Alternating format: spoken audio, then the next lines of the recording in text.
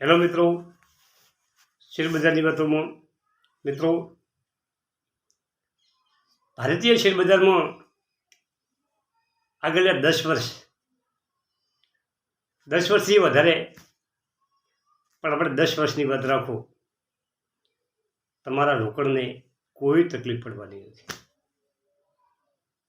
જો વૈશ્વિક કોઈ મોટું કારણ ના આવે અને ભારતમાં કોઈ મોટી સમસ્યા ના સર્જાય તો ભારતનું ઇકોનોમી સડસડાટ દોડવાનું. હવે આજે આપણે 4 શેરની વાત કરવી છે, બરાબર. આ સારો 4 કંપનીઓ ઉપર આપણે વિડિયા તો બનાવેલા છે, અને એ વખતે એ કંપનીઓ પાણીના ભાવે, મફતના ભાવે કંપનીઓ હતી. આજે કંપનીઓમાં ડબલ પૈસા થઈ ગયા, ખાલી ફક્ત 5-6 મહિનામાં. મિત્રો, તમે કોઈ શેરમાં રોકાણ કરો અને એ શેરનો નફો મળે તો તમારો છે, એ શેરમાં નુકસાન મળે તો તમારો છે. આ વિડીયો તમને એક માહિતી આપવા માટે બનાવવામાં આવે છે કે ભાઈ આવી કંપનીઓ હોય છે, આ ગુજરાતની કંપનીઓ હોય છે, આવી કંપનીઓનો ગ્રોથ હોય છે, અને કંપનીઓમાં આટલું મૂડીરોકાણ હોય છે, અને આ લોકોએ આ કંપનીમાં ઇન્વેસ્ટ કરેલું હોય છે, અને આટલો પીએ છે. આ બધી માહિતી સભર વિડીયો બને છે મિત્રો. હવે કદાચ અમારી વિડીયોમાં થઈ છે કોઈ વાત એવી, પરંતુ કોઈ ઊંચામાં લેવાઈ ગયો હોય અને ઘટે એટલે માણસ ટક્કર ચાલી શકતો નથી. પરંતુ તમારે એક વાત યાદ રાખવાની કે તમારી કંપની, તમે લીધેલો શેર જો મજબૂત હશે તો પાછો એ તો ઉપર જવાનો છે. કોઈ કારણોસર ઘટ્યો હોય, કોઈ ઉપર વધારે પ્રોફિટમાંથી કોઈ પ્રોફિટ બુકિંગ કર્યું હોય, કોઈ મોટી ક્વોન્ટિટી હોય અને વેચી હોય અને નીચે જાય, એ જુદી વાત છે. પરંતુ એમાં ગભરાવાની જરૂર નથી. અમે અમારા પોર્ટફોલિયોમાં 15-20 વર્ષથી શેર કંપનીઓ છે, કેટલીય વખત ચડ ઉતર અમે જોઈ છે મિત્રો. જે ઉપરની કિંમત 1818 થયેલો 1100 થયા. હવે આપણે વિડીયોની વાત કરીએ. પહેલો શેર છે ડીપી વાયર. આ વિડીયો આપણે બનાવ્યો હતો અને એનું હેડિંગ બોધ્યું હતું કે અમિતાભ બચ્ચનની કંપની, અમિતાભ બચ્ચનનું અમર રોકાણ. આ વાયર અને કેબલનો બિઝનેસ કંપની કરે છે, બનાવે છે, અને ઇન્ફ્રા ડેવલપમેન્ટમાં હોવાની ખૂબ જરૂર છે. કંપની ખૂબ ગ્રોથ કરી રહી છે. કંપની પાસે 33 કરોડની કેશ છે. કંપની પાસે 1 કરોડને 87 એટલે કે સામાન્ય દેવું નથી એવું જ કહેવાનું છે. કંપનીનો શેર ગ્રોથ 98% છે. કંપની 98%ના ગ્રોથે એનું વેચાણ વધારી છે અને 41%ના ગ્રોથે એનું પ્રોફિટ વધી ગયું છે. હવે નાની કંપની છે. હવે આવી કંપનીમાં તમારે શું ખ્યાલ રાખવાનો મિત્રો કે સડસડાટ ઉપર જાય છે અને સડસડાટ નીચે આવે. રોકાણ કરવું હોય તો સમજીને રોકાણ કરવાનું મિત્રો. આવી કંપની પૈસા 500 ઘણા કરે છે અને અડધા પૈસા કરે. હવે 540 ઉપર ટ્રેડ થઈ ગયો છે. 1 વર્ષનો લો 289 છે અને 1 વર્ષનો હાઈ 781 છે. સમજો મિત્રો કે 781થી આ શેર પાછો 540 આવ્યો છે અને કાલે 7% વધ્યો છે. માર્કેટ કેપ છે 837 કરોડ. પીએ છે 20. પીએ બહુ સસ્તો છે મિત્રો. ઈપીએસ 26.80. આ કંપની એક શેર દીઠ 26 રૂપિયાની 80 પૈસાની કમાણી કરે. બુક વેલ્યુ મિત્રો 123 અને 48 પૈસા બુક વેલ્યુ છે, એટલે કે કંપની પાસે એસેટ સારી છે. પીબી 4.8. Face value 10. મિત્રો એક વસ્તુ છે કે જે કંપનીની ફેસ વેલ્યુ 10 હોય એ કંપની તમને વધારે લાભ આપે. એનું કારણ એ છે કે ભવિષ્યમાં સ્પ્લિટ કરે તો તમારા શેર 1000 લીધેલો શેર બીજું માથે મેળવી ચડાવો એટલે કે 10,000 થઈ જાય. આ એક કંપનીની ખાસિયત હોય. ઘણી કંપનીઓ સ્પીડ કરતી હોય છે, 5 વર્ષે 10 વર્ષે બોનસ આપતી હોય, આવી સારી કંપનીઓ સ્પીડ કરતી હોય છે, આ બધું કરતી હોય છે. હવે એના સેક્ટરનો પીએ છે 29.23, એના સેક્ટરના પીએ કરતાં કંપનીનો પીએ 20 નીચો ચાલી રહ્યો છે અને ડિવિડન્ડ 1 શેરે 1 રૂપિયો આપે. હવે કંપનીએ 1 વર્ષમાં 71%, 2 વર્ષમાં 102%, 5 વર્ષમાં 760% રિટર્ન આપ્યું છે. મિત્રો, કંપનીએ બોનસ 8 નવેમ્બર 2023માં 7 શેરે 1 શેર બોનસ આપ્યું છે, કે હમણાં 6 મહિના પહેલાં કંપનીએ બોનસ આપ્યું છે. 20 ફેબ્રુઆરીએ કંપનીનો લો ભાવ 451 હતો મિત્રો, 20 ફેબ્રુઆરી, અને આજે 1 માર્ચે 540 થઈ ગયો ભાવ, અને 17 નવેમ્બર એનો હાઈ બનાવ્યો હતો 781 રૂપિયા, 17 નવેમ્બર 23. હવે આપણે કંપનીની વાત કરીએ કે કંપનીમાં શેર હોલ્ડિંગ કઈ રીતનું છે. શેર હોલ્ડિંગ પેટર્ન જુઓ તો 74.78% પ્રમોટરનું હોલ્ડિંગ છે. આશાદેવી કટારિયા અને એના કુટુંબીજનો આવના પ્રમોટર છે. મિત્રો, અમિતાભ બચ્ચનનું 1.93 એટલે કે 2% જેવું એમનું હોલ્ડિંગ છે, અને પ્રેમ કેબલ પ્રાઇવેટ લિમિટેડનું 1.20% હોલ્ડિંગ છે. મિત્રો, હવે આપણે એના શેરના આંકડા જોઈએ કે 2021માં કંપનીએ 466 કરોડનું સેલ કર્યું હતું, 2022માં 613 કરોડનું સેલ કર્યું હતું, અને 2023માં 1215 કરોડ, એટલે કે ડબલ સેલ કરી નાખ્યું છે કંપની. હવે નફાની વાત કરીએ કે 2021માં 24 કરોડ, 22માં 29 કરોડ, અને 23માં 24નો સીધો ડબલ, એટલે કે 41 કરોડ નફો કંપનીએ કર્યો છે. કંપની પાસે શેર કેપિટલ 13 કરોડ છે.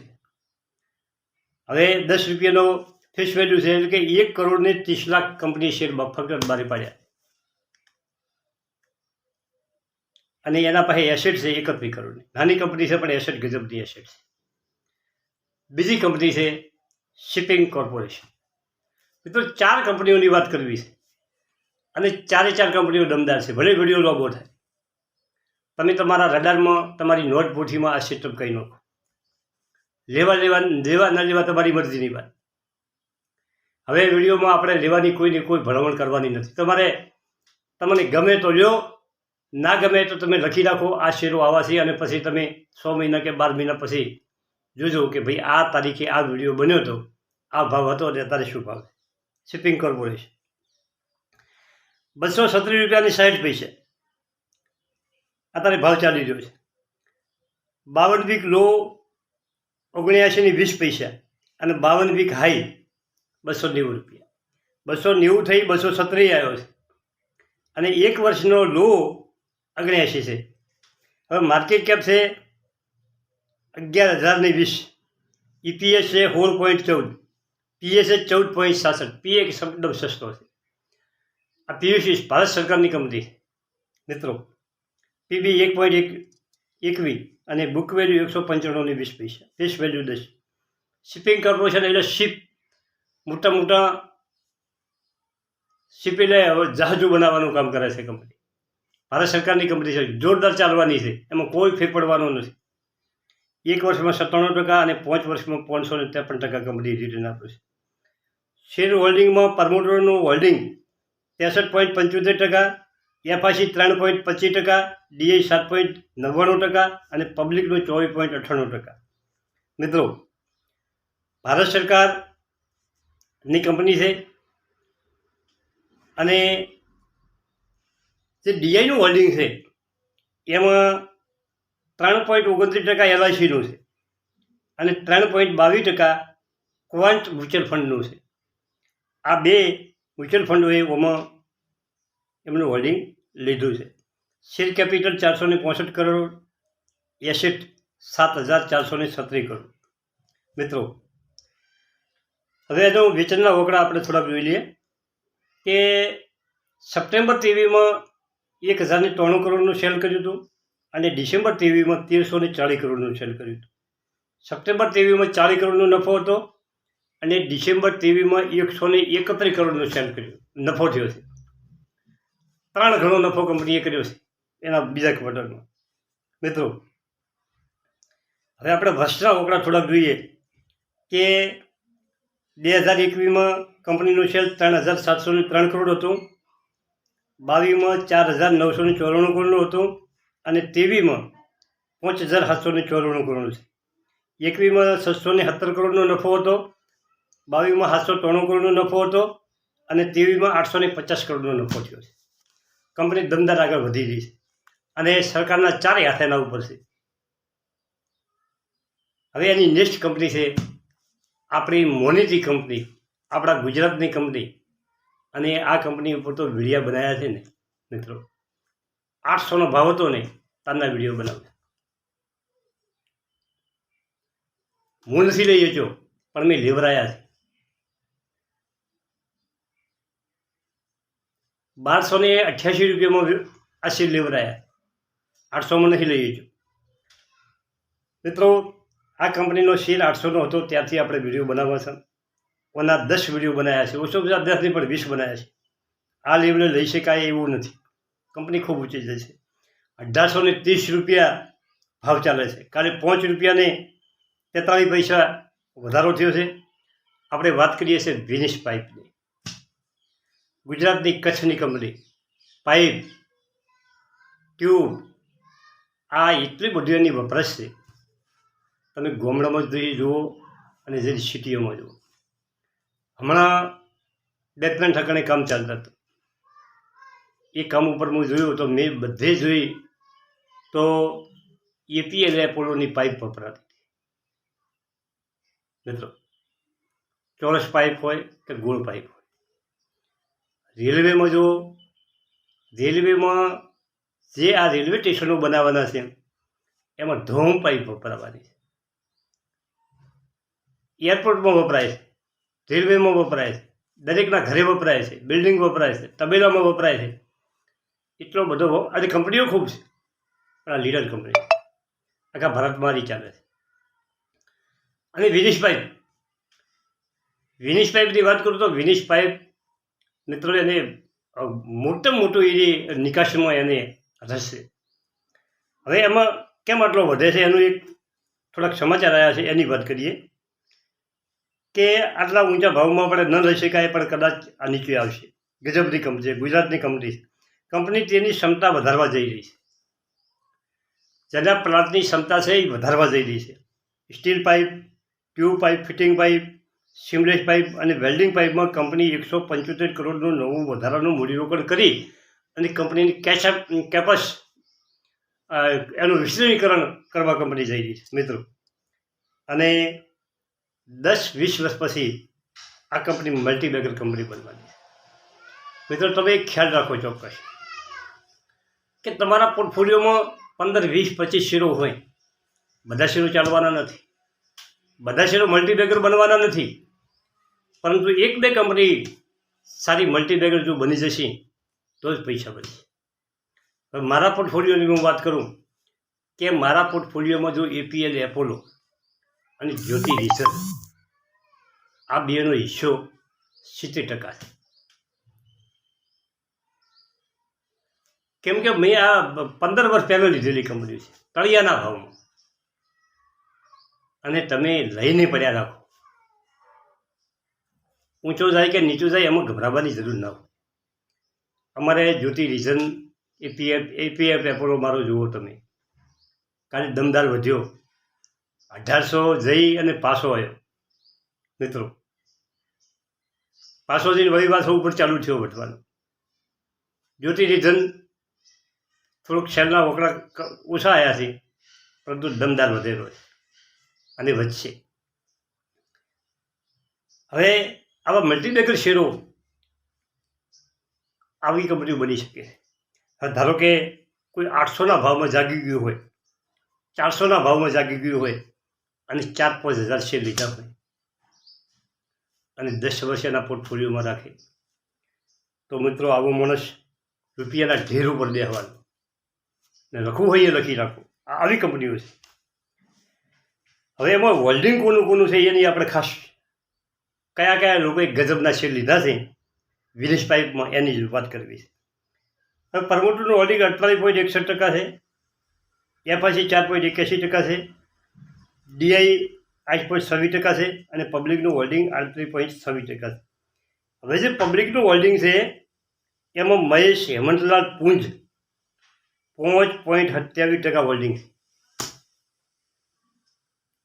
હેમંત રજનીકાંત શાહ 1.6%, સિંગરીત હોલ્ડિંગ એક ટ્રસ્ટ છે એનું 1.53% અને મધુલિકા અગ્રવાલ 1.25% અને બીજા 0.5% વાળા તો કેટલાય છે. 37%માંથી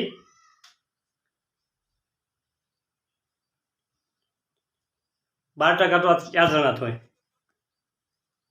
18% વાળા કેટલાય છે, કોઈ વેચવા વાળું નથી.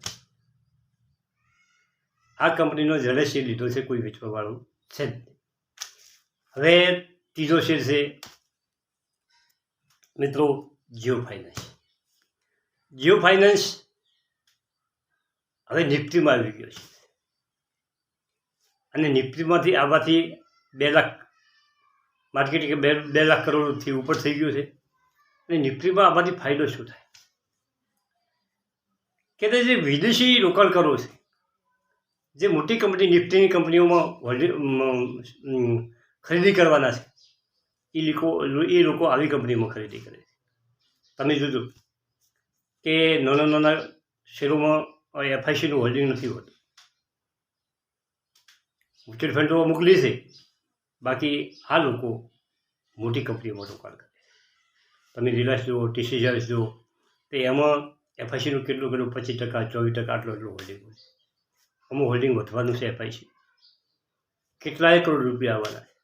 રિલાયન્સની આ પેટા કંપની છે, મુકેશ અંબાણીની કંપની છે, એના પ્રમોટરની શાખ ખૂબ ઊંચી છે મિત્રો. અને આ કંપની દોડવાની 5 વર્ષ પછી એના ભાવમાં તમે જોઈ લેજો ઊંચા નીચો થવાનો. પરંતુ હવે તમને 300 નીચે મળે તો થોડા એકઠા તમે કરી શકો છો. મારે ભ્રમણ નથી કરવી, પણ એક આ સૂચન છે જેને રોકાણ કરવું હોય. વિડીયો ખૂબ લાંબો બની ગયો છે. થેન્ક યુ, આભાર.